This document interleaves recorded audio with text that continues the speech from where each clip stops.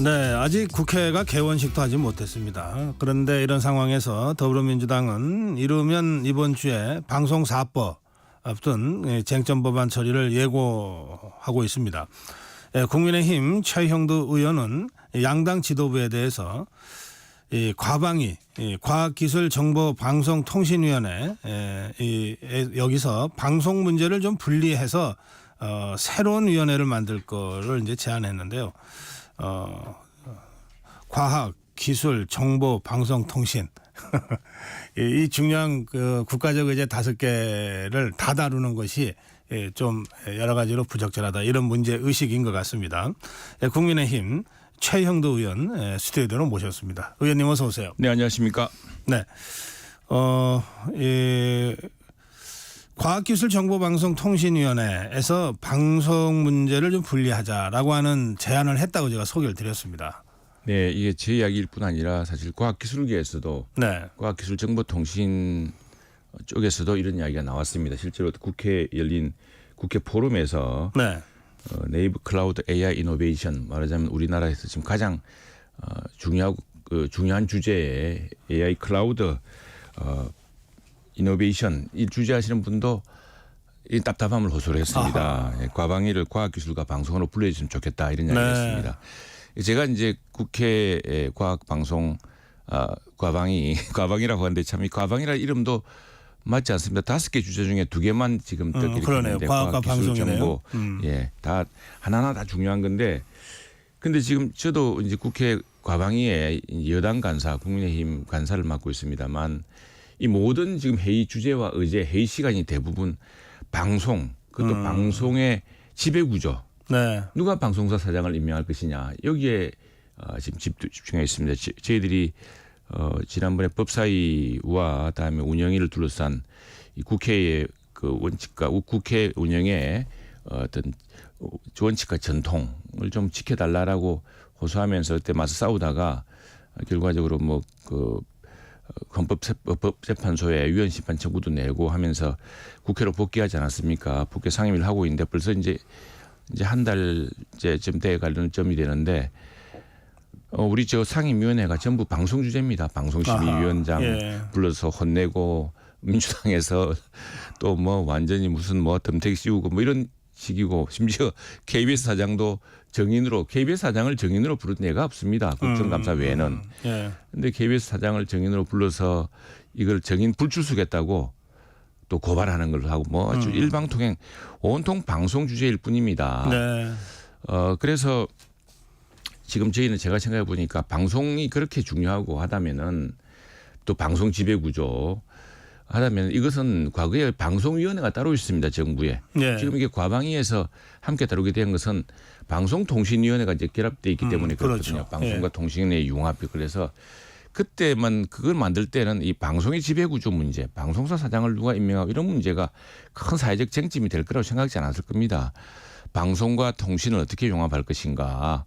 그래서 우리 그 콘텐츠뿐 아니라 통신기술 또 방송기술 이런 방송의 그 질 이런 것들을 어떻게 발전시킬 것인가 이런 게 중요한 관심사였을 텐데 그러다 보니까 이게 과방이라는 이제 하나의 상임위로 통신이 있으니까 통신이 정부랑 같이 붙고 해서 와 있는데 그러지 말고 그러면은 지금 아주 초기적인 문제 신뢰의 문제를 가지고 서로 또 공정성의 문제를 가지고서 논란을 벌이고 있으니까 아예 초기에 방송위원회 체제로 정부 직제를 바꾸자. 바꾸고 그렇게 해서 우리 과방위는 과학기술정보방송통신위원회에서는 방송은 빼고 과학기술정보통신만 다루고 방송위는 또 방송위를 따로 상임위를 하기는 어렵겠죠. 그러면은 이런 합의제 기구를 다루는 위원회가 정부위원회입니다.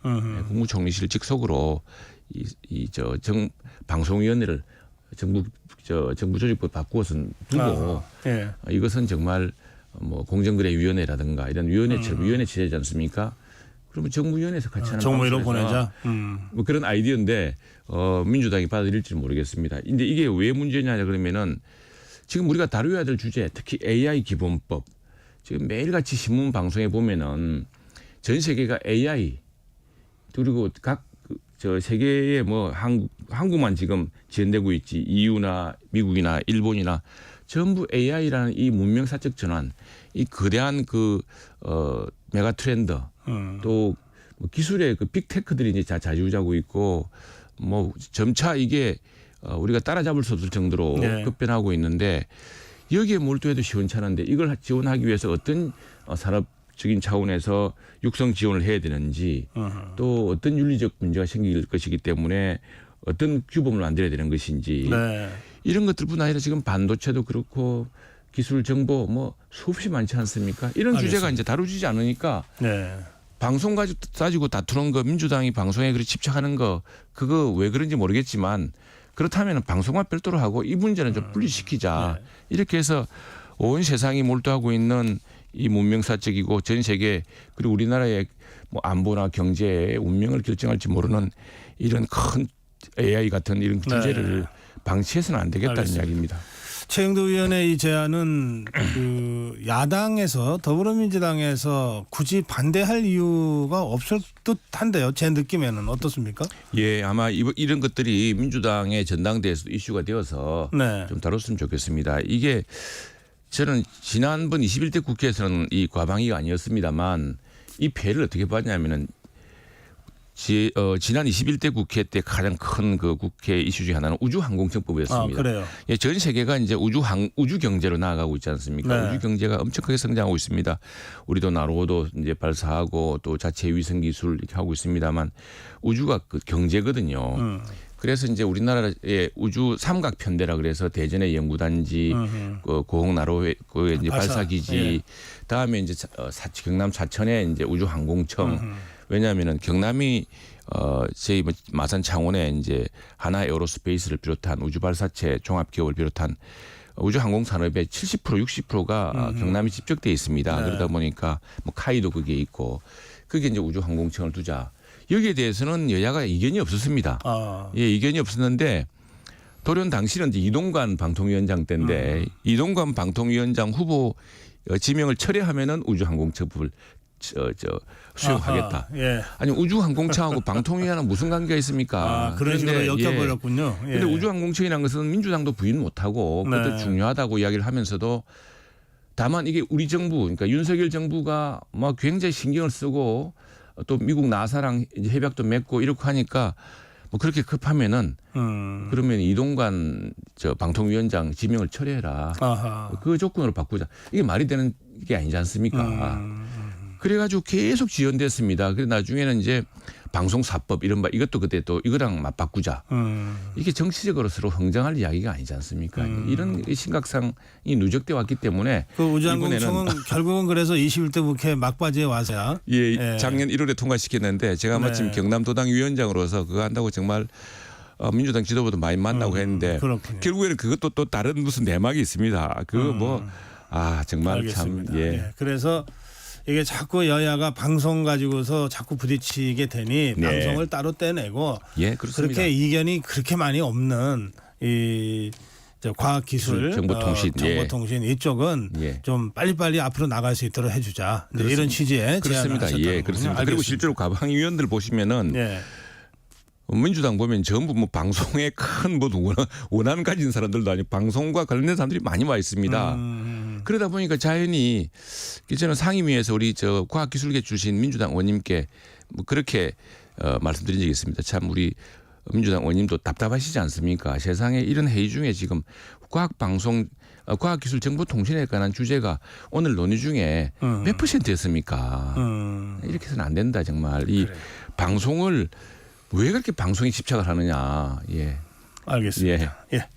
자, 하여튼 그런데 더불어민주당은 지금 방송 4법 예. 이거를 어쨌든 강행하겠다는 거죠. 네, 당장 그렇습니다. 내일 모레로 지금 예정돼 있습니다. 네. 18일 본회의를 열어서 처리하겠다는 것인데 국민의힘은 어떻게 대응하십니까? 저희들도 뭐 이제 이게 분명히 반대 의사를 밝혔고 네. 또 사실은 저희들 뭐 국회에서 지난번에 상임위 배정 문제 이 국회에서 협치의 원칙에 따라서 이게 사실 김대중 총재 때 민주당의 원조에서 만든 이 전통과 관행이었습니다. 원칙과 관행이었는데 이걸 돌연 뒤집어 엎지 않았습니까? 참 저희들이 기가 막힐 정도인데 이걸 회복하자고 이렇게 우리가 밖에서 상임위 배정을 안 한 상태에서 그냥 일방통행을 했습니다. 처리를 했기 때문에 지금 저희들이 입법 단계에서 심사하고 올 단계는 지났고 이제 바로 국회 본회의에서 상정하겠다고 하는데 그러면은 이제 무제한 토론을 통해서 국민들에게 왜 이 법이 문제인지를 하나하나 따져야죠. 그렇게 되면은 방송사법이니까 한 법당 이제 24시간 동안 저희들이 24시간 동안은 무제한 토론을 할 수가 있습니다. 필리버스터요? 예, 필리버스터를 통해서 따지고 그럼 민주당이 이제 24시간 지나면 이제 강제 중단을 시키겠죠. 그러면 또 다른 법, 방송사법이 하나하나 4개가 그렇게 치면은 모두 이제 48시간 이상이 걸려야 될 텐데 뭐 여기 국민들에게 저희들이 맡기는 어려울 거라 봅니다. 워낙 민주당과 지금 민주당 이 입장에 동조하는 범야권이라는 게 이제 190석 가까이 되니까 쉽지는 않겠습니다만 저희들이 국민들에게 낱낱이 왜 방송사법 한마디로 이야기하자면 그렇게 좋은 법이면 왜 민주당이 압도적 다수당이었고 21대 국회도 그러지 않았습니까? 그리고 여당인 시절에 문재인 정부 시절에 그 좋은 법을 왜 안 했습니까? 다 법에 문제가 있기 때문에 안 했던 거거든요. 예, 그런 걸 지금 돌연하겠다고 하는 그런 이중적 태도뿐 아니라 그런 방송사법이라는 게 세계 어느 나라 지금 그 법에서 이야기하는 유럽 국가라든가 미국이라든가 일본 이른바 방송의 공정성을 검과 억조로 삼고 있는 나라에서는 없는 법들입니다. 예, 그런 법들을 낱낱이 이야기할 겁니다. 일단 이제 야권 더불어민주당과 야권은 방송사법을 강행할 이제 입장이고 국민의힘은 필리버스터 등을 통해서 최대한 저지하려고 하겠지만 아마 막기는 어려울 거다. 그렇게 되면 그 다음 단계는 뭡니까? 이제 그렇게 되면은 지금 저희들이 108석이 있지 않습니까? 다시 한 번 더 이게 재의결을 할 기회가 주어집니다. 예. 대통령의 대통령의 제2요구권이 있거든요. 우리 헌법은 지금 이렇게 이제 참 우리 헌법을 만들 때 이 장치 역시도 과거에 우리 1987년에 6월 항쟁 이후에 민주화가 되면서 대통령 직선제가 되고 또 지금 현재 국회 관행과 전통을 만들어 왔는데 그때 만든 헌법에서 이제 대통령에게 제2요구권 이제 프랑스 같은 경우 유럽의 경우 국가는 대통령이나 총리가 국회를 해산할 수가 있지 않습니까? 사실은 지금 국회가 국민의 뜻대로 구성된 국회냐라고 한다면은 참 이견이 많을 수밖에 없거든요. 왜냐하면은 지난 선거 때 어쨌든 저희들의 부족함으로 많이 졌습니다만 그러나 국민의 투표를 보면은 투표는 이렇게 190석 대 뭐 108석으로 나눠 가지라고 준 투표가 아니었거든요. 총 투표율 차이는 한 5%. 5%포인트. 그렇게 되면 의석수는 결국에는 한 뭐 149석 내지기는 137, 8석 한 10석 안팎의 차이가 나는 정도의 의석수로 국회가 구성되었다면은 이제 일단 평행이 유지됐겠죠. 국민의 뜻에 따라서 서로 절충도 하고 했을 겁니다. 그래서 보통 유럽의 경우에는 프랑스가 최근에 그랬습니다. 마크랑 대통령이 그랬습니다만 이렇게 총선의 결과가 국민의 뜻과 다르고 정말 정부 운영하기 어렵다 그러면은 국회 해산을 합니다. 과거에도 국회 해산권이 있었고 그래서 이제 국회 해산을 하면 다시 국회를 뽑으면은 지금 프랑스가 다시 총선을 통해서 새롭게 구성되고 있지 않습니까? 뭐 그런 방식이 있는데 그래서 우리 헌법에서도 이렇게 한 정당이 다수장이 이런 압도적인 의석을 바탕으로 이렇게 이제 폭주를 할 경우에 그걸 견제한 장치를 헌법에서 마련해 둔 겁니다. 그게 이제 대통령의 재의결 요청권이고 또 국회가 재의결할 것인데 그렇다면은 저희들은 108석이 있기 때문에 이걸로 다시 재의결할 수 있는 것이죠. 그렇기 때문에 민주당도 밀어붙이지 말고 108석이지만 국민의 45%의 지지로 108석밖에 못 얻었지만 지금 국회를 같이 운영하고 있는 소수 여당에게 함께 협의를 했었어야죠. 네, 대통령 제2요구권을 통해서라도 막겠다. 네, 알겠습니다. 국회가 제의를 할 수가 있으니까요. 다시 재논의를 할 수가 있으니까요. 예. 그 이진숙 방통위원장 청문회도 지금 예정돼 있습니다. 이진숙 방통위원장 후보자 그 청문회 사무실 첫 출근을 하면서 방송법 1장 1조를 읽어 내려가기도 하고 그랬습니다. 상당히 그 강대강 그 대결이 예상이 되고 또 더불어민주당에서는 청문을 이틀하겠다 이런 주장도 나오고 있는 상황입니다. 이거 어떻게 보십니까? 좀 이렇게 앞뒤가 맞고 균형을 좀 찾았으면 좋겠습니다. 얼마 전에 제가 다른 방송에 갔더니 그 방통위원 출신 아마 문재인 정부 때 방통위원 하셨던 분이신 것 같아요. 출신이 뭐라 그러시냐면은 그 전에 아마 김홍일 위원장이 아마 오신 걸 두고 하는 것 같아요. 네. 법조인 이런 사람이 좀 많았으면 좋겠다. 방통위에는 아하. 방송인이 왔으면 좋겠다 이야기를 해요. 그 앞서는 또 이동관 위원장도 사실 방송인은 아니었지 않습니까? 네, 언론인이었지만 언론인이었죠. 예, 유명한 이제 신문 기자였고 이랬습니다만 그래도 앞뒤가 안 맞아요. 그러면은 이전에 문재인 정부 때 방통위원장은 법조인 안 했습니까? 했지 않습니까? 네. 그리고 이제 이번에 이제 법조인 아니고 좀 방송인이 했으면 좋겠다 그러는데 이준숙 그 위원장 후보야말로 방송인 아닙니까? 정통 MBC 기자고 또 참 그 특히나 90년대인가요? 90년대는 그 중동전 우리나라와 중동이 얼마나 그 참 긴밀한 경제적 이해관계를 나누고 있습니까? 당시에는 그 사닷 이라크 전쟁 당시에는 이라크의 종군 기자로 가가지고 네. 그 당시에 누구죠? 후세인을 인터뷰했던 서방 기자도 하기 힘든 것을 했던 네, 아주 유명해진 그 기자고 저도 워싱턴 특파원도 같이 했습니다만 굉장히 그 국내 뉴스뿐 아니라 글로벌 뉴스에서 정말 우리나라 언론 환경을 뛰어넘는 정도의 영향을 발휘했던 분인데 그런 분이 방송인이라고 더구나 MBC 출신이라고 안 된다. 지금 이게 그 민주당의 주요 논리인데 네. 앞뒤가 안 맞죠. 어떤 때는 뭐 그리고 이제 그거야 저 청문회를 통해서 검증하게 돼 있으니까 검증해도 될 일입니다만 네. 이 저 인사청문회를 정부위원, 국무위원에 대해서 이틀치 한 전례가 없습니다. 네. 그런데 이제 사실은 정부도 인사를 이제 대통령이 이제 인사권이 있으니까 인사를 하고 나면 그걸 24시간 내에 빨리 해서 일을 하게 해줘야 되는 것이 기본 도리죠. 이걸 뭐 유일하게 이제 국무총리, 네. 국정원장의 경우도 뭐 이틀 한 경우가 있다고 해요. 그런데 그 정도 국무총리급 여기는 국회의 동의를 얻어야지만이 인준이 되기 때문에 이틀 합니다만 국무위원의 경우 그 하루면 충분하죠. 다 이때 다 하루 했습니다. 그리고 시험 볼 때 시간을 정해놓고 봐야지 그 무한정 봐서 지가 득점할 때까지 시험 보자면 되겠습니까? 예. 자, 조금 다른 현안인데요. 김건희 여사의 법률 대리인이 그 명품백 수수 논란을 두고 김건희 여사가 실제 사과할 의사가 있었던 것으로 안다 이런 발언을 했고요. 또 그런가 하면 이게 그냥 일반인의 사건이었으면 각하됐을 텐데 영부인이라는 이유로 이게 정치화되면서 논란이 생겼다 이런 발언도 했고요. 또 그 행정관 유모 행정관은 그 김건희 여사가 명품백을 받고 바로 최재형 목사한테 돌려주라고 했다. 그런데 어쩌다 보니까 지금 이게 아직 그 대통령실 창고에 있게 됐다. 뭐 이런 취지의 그 진술도 나왔다고 합니다. 그 검찰에서 이 사안은 어떻게 보고 계십니까?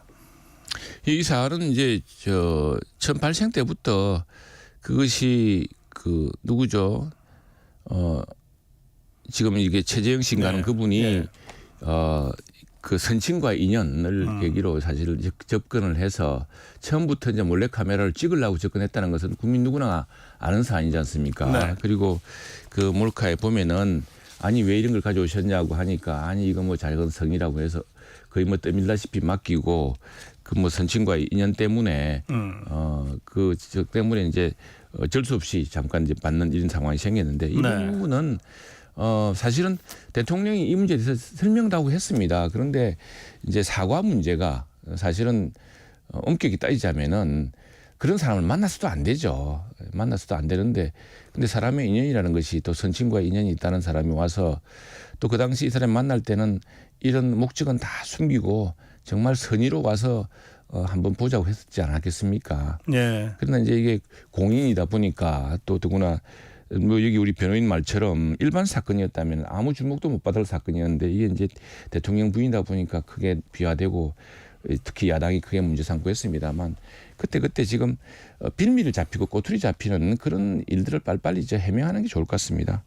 이 문제는 뭐 크게 길게 이어질 사안이 아닌 것 같고요. 예. 여기에 대해서는 이제 걱정하는 것들이 그런 거 아닙니까? 아니 또 이런 일이 생기는 거 아니냐. 왜 대통령 저 부인 대통령의 가족에 대해서 그렇게 위험한 사람이 예. 그 배경을 보니까 처음부터 그런 목적이었다는 것을 알만한 사람인데 알만했을 텐데 그런 사람이 함부로 이렇게 만날 수가 있는 네. 시스템이 문제 아니냐.